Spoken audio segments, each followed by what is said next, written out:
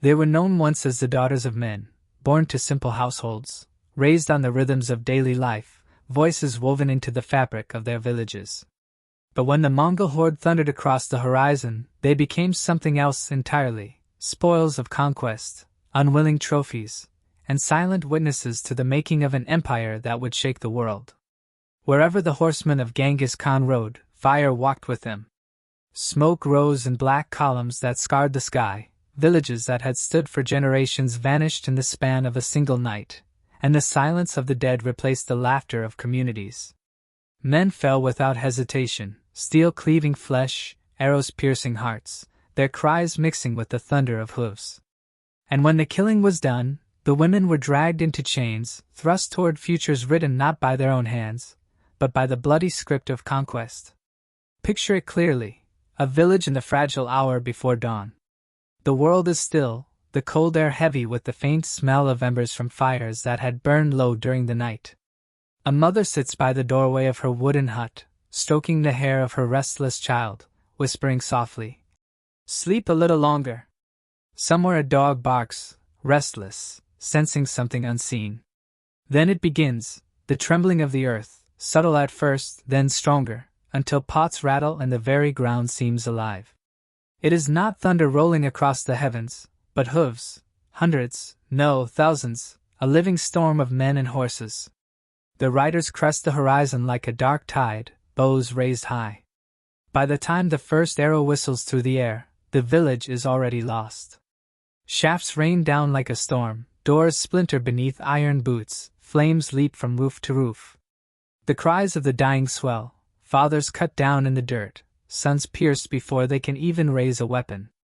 And when the screaming finally collapses into silence, only the women remain, clutching infants with trembling hands, clutching each other as though the touch could save them, or standing frozen in shock, blank eyes staring at the smoking ruins of everything they once called life.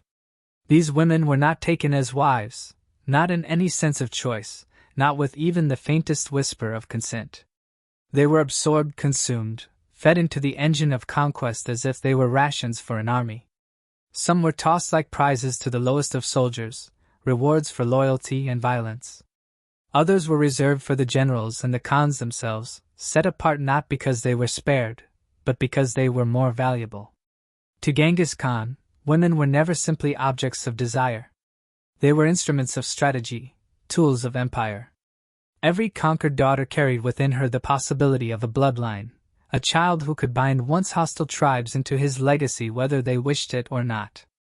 Each womb was transformed into a battlefield where lineage itself became a weapon.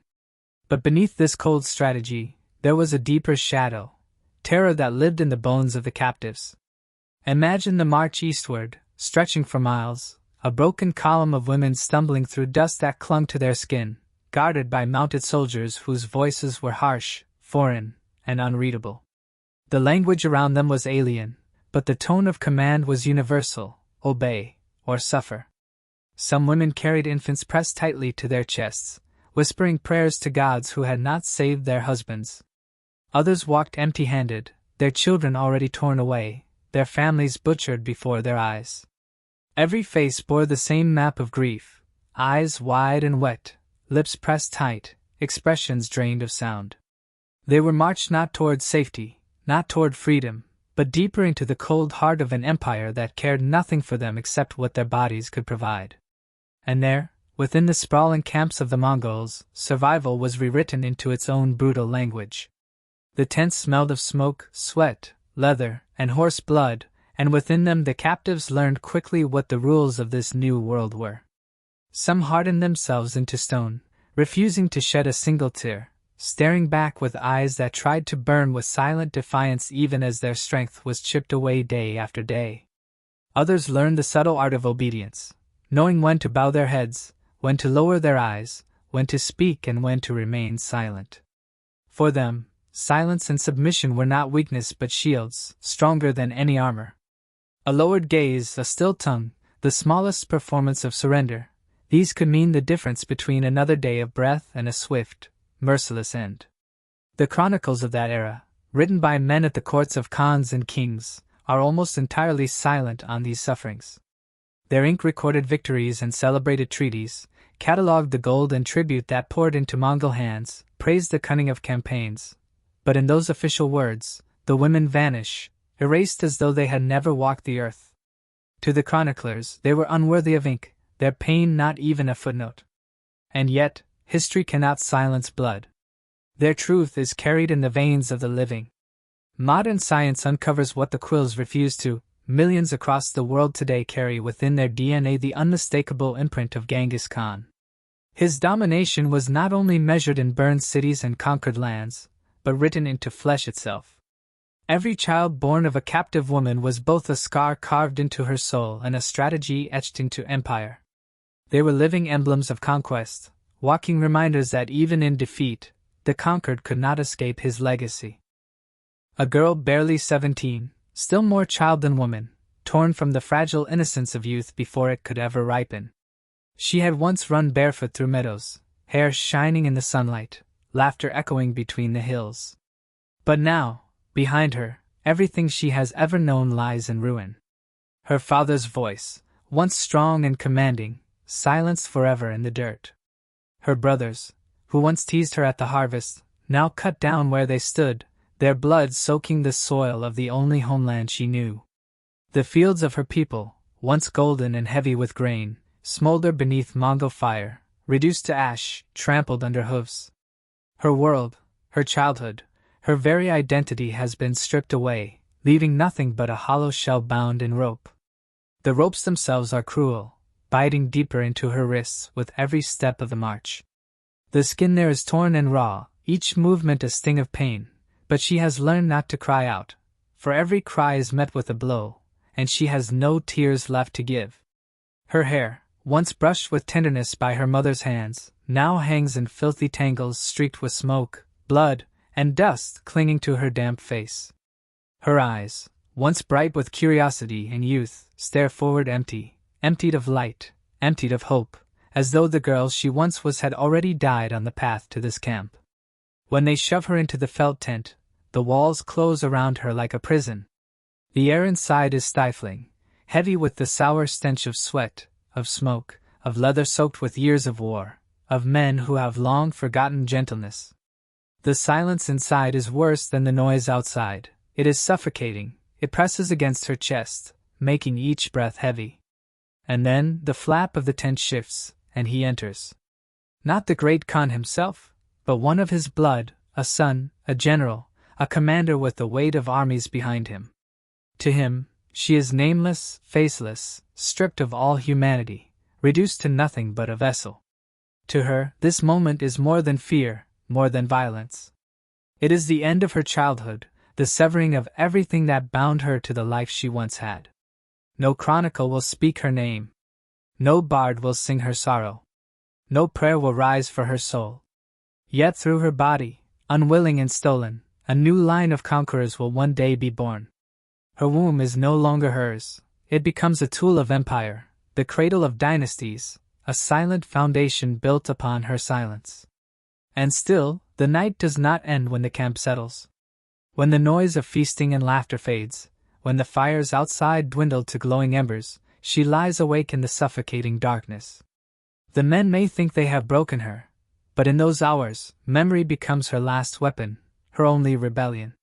She closes her eyes, and in the silence she begins to summon voices long gone.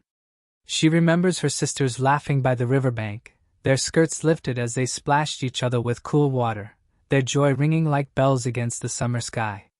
She remembers her mother kneeling at the hearth, the warmth of her hands shaping dough, her voice weaving lullabies so old that no one remembered who first sang them. She remembers her father's stories by firelight, his voice steady, his eyes filled with pride, promising her that one day she would see the harvest in her own hands. These memories are hers alone.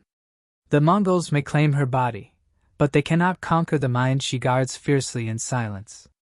The songs of her people still rise in her memory, carried on phantom winds, melodies of freedom and belonging that fill the void left by grief.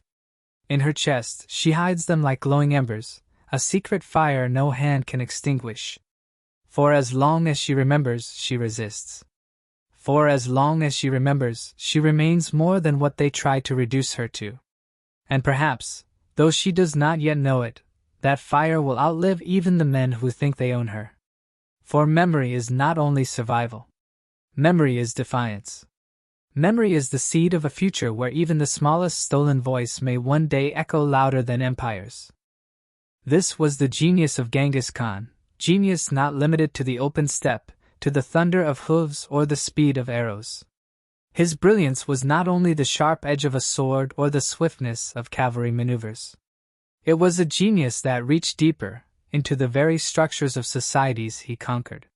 He understood that true victory could not be measured only in captured fortresses, in plundered wealth, or in the number of dead left on battlefields. Victory, for him, was measured in continuity. It was measured in how thoroughly he could dissolve the identity of those he defeated and bind their future to his own. This is why the widows of slain rulers, the daughters of fallen kings, the sisters of generals who had resisted him, were not discarded.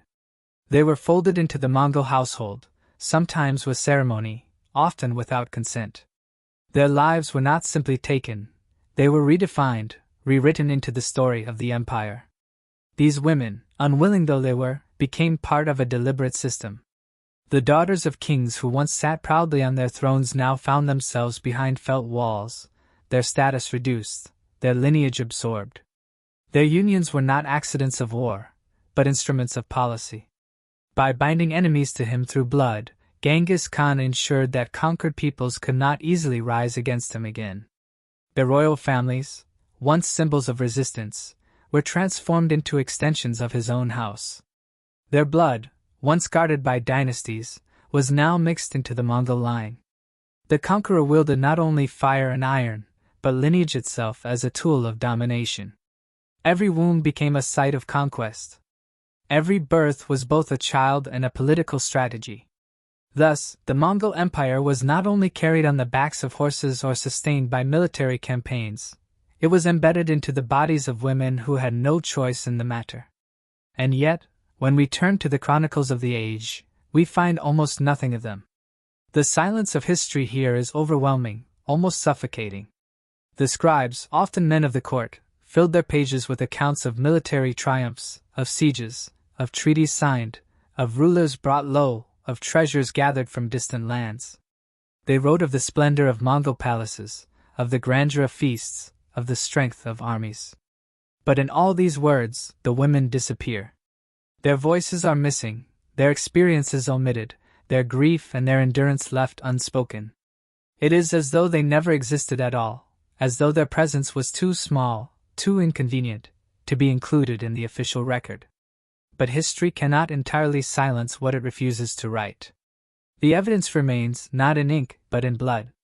Modern genetic studies reveal what chronicles omitted, that the legacy of Genghis Khan is carried in the DNA of millions across the world. His empire did not only stretch across land, it embedded itself into the very fabric of human inheritance. His conquests live not only in ruined cities or in recorded treaties but in the bodies of his descendants, spread from the steppes of Mongolia to the edges of Europe and deep into Asia. Each generation born of a captive mother was a scar on her life, a reminder of what she endured, but also a thread that tied her people forever to the Mongol order. The children of conquest became living monuments. Their existence could not be erased, no matter how much the chroniclers ignored the women who bore them. When we speak of Mongol expansion, we usually imagine maps redrawn with lines of conquest, cities falling, armies clashing. We recall the names of generals, the great battles, the destruction of kingdoms.